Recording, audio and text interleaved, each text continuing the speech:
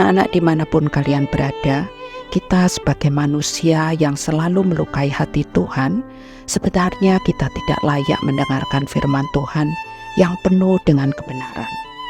Tapi kalau Roh Kudus bekerja, maka kita semua bisa menerima kebenaran dengan terang benderang. Benar sekali, Kayla. Karena sesungguhnya dunia ini sudah dikuasai hal-hal yang tidak benar. Coba saja lihat betapa cepatnya berita hoaks menyebar di mana-mana. Bersyukur Yesus sungguh baik. Dia tidak membiarkan hal-hal yang tidak benar berlangsung di antara orang banyak. Yuk kita ikuti dengan seksama uraian firman Tuhan. Halo adik-adik semua, bertemu lagi dengan Kak Fuad di program kesayangan kita semua. Iya, BDKA berpetualang dalam kerajaan Allah. Hari ini sudah hari ke-49 dan tema hari ini adalah menyatakan semua makanan itu halal. Wah, kalau kita bicara makanan ya, kita lapar nih. Tapi sebelum kita mulai pelajaran kita hari ini, kita doa semua yuk. Yuk, semua sikap doa. Mari kita bersatu dalam doa. Bapa di surga, kami mengucap syukur Tuhan bahwa hari ini Kau masih izinkan kami untuk belajar lagi Tuhan mengenai kebenaran firman-Mu Tuhan. Kami membuka hati dan pikiran kami untuk mendengar firman-Mu Tuhan, biar firman-Mu bisa tertanam dalam hati kami Tuhan. Terima kasih Tuhan Yesus, kami mau mulai pelajaran hari ini dalam nama Tuhan Yesus Kristus, haleluya, amin. Nah, bacaan kita hari ini diambil dari Markus 7 ayat 14 sampai dengan 23. Lalu Yesus memanggil lagi orang banyak dan berkata kepada mereka, "Kamu semua, dengarlah kepadaku dan camkanlah. Apapun yang dari luar yang masuk ke dalam seseorang tidak dapat menajiskannya. Tetapi apa yang keluar dari seseorang, itulah yang menajiskannya. Barang siapa bertelinga untuk mendengar, hendaklah ia mendengar." Sesudah ia masuk ke sebuah rumah untuk menyingkir dari orang banyak, murid-murid bertanya kepadanya tentang arti perumpamaan itu. Maka jawabnya, "Apakah kamu juga tidak dapat memahaminya? Tidak tahukah kamu bahwa segala sesuatu dari luar yang masuk dalam seseorang tidak dapat menajiskannya? Karena bukan masuk ke dalam hati, tetapi ke dalam perutnya, lalu dibuang di jamban." Dengan demikian, ia menyatakan semua makanan halal. Katanya lagi, apa yang keluar dari seseorang, itulah yang menajiskannya. Sebab dari hati orang timbul segala pikiran jahat, pencabulan, pencurian, pembunuhan, perzinahan, keserakahan, kejahatan, kelicikan, hawa nafsu, iri hati, hujat, kesombongan, kebebalan. Semua hal-hal jahat ini timbul dari orang. Semua hal-hal jahat ini timbul dari dalam dan menajiskan orang. Tuhan Yesus tidak dapat membiarkan hal-hal yang tidak benar berlangsung di antara bangsa itu. Tuhan Yesus merasa harus berbicara lebih dalam lagi tentang masalah tersebut kepada orang banyak yang hadir di sana. Karena itu, ia kembali menyampaikan pengajaran bahwa kemunafikan para pemimpin Yahudi sangat berlawanan dengan kerajaan anugerah. Kesombongan seperti itu tidak boleh ada dalam kerajaan Allah. Kerajaan hidup berdasarkan anugerah yang Allah berikan kepada mereka. Oleh anugerah Allah, mereka memperoleh pengampunan dosa dan dimampukan untuk hidup dengan hati yang benar di hadapan Allah. Selain itu, di dalam kerajaan Allah, hukum-hukum tentang ketahiran dan kenajisan tidak lagi diperlukan. Karena hukum-hukum itu hanya berlaku untuk sementara saja. Sesungguhnya bukan apa yang dimakan oleh seseorang yang membuatnya menjadi najis. Karena makanan itu nggak najiskan hati orang. Ketika Allah memberikan hukum tentang ketahiran dan kenajisan, tujuannya adalah supaya kita mengetahui betapa kotornya hati kita. Hati kita dikotorkan oleh dosa dan terus-menerus dinajiskan oleh kejahatan-kejahatan yang timbul dari dalam hati, pikiran-pikiran dan keinginan-keinginan jahat yang menyatakan diri lewat kata-kata dan perbuatan-perbuatan yang berdosa.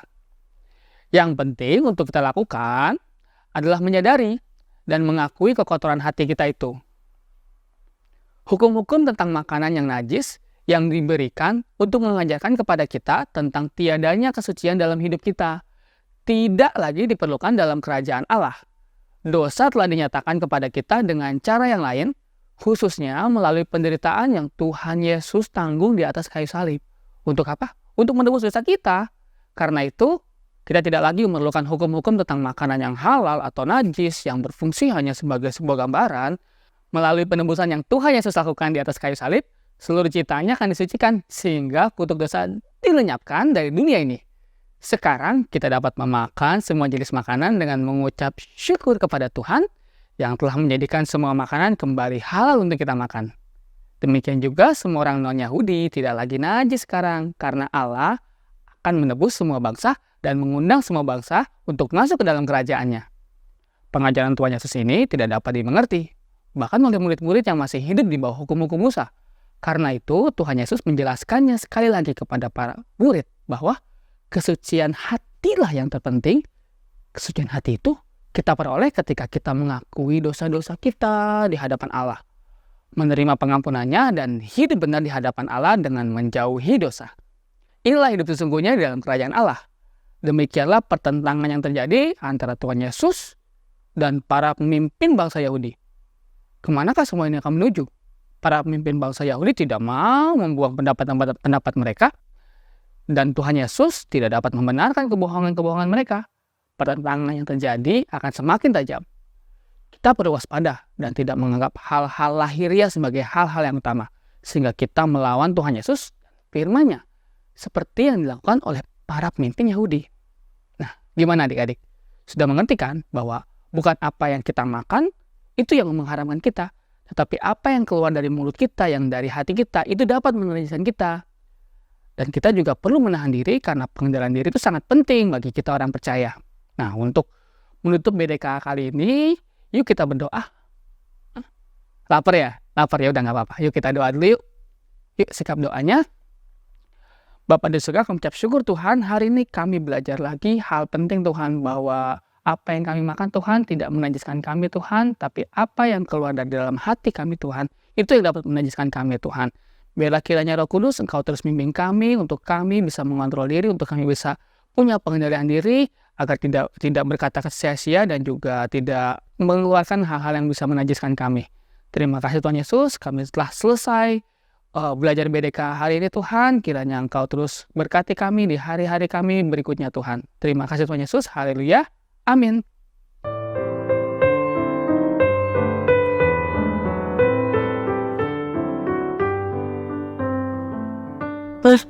Kenapa kita boleh makan daging dan ikan ya? Bukankah itu artinya sama dengan membunuh? Ada lagi teman Kela yang dilarang makan daging babi, atau ada juga yang dilarang makan daging sapi. Alasannya apa? Karena dianggap najis. Tadi kamu sudah mendengar bahwa Yesus sudah meluruskannya.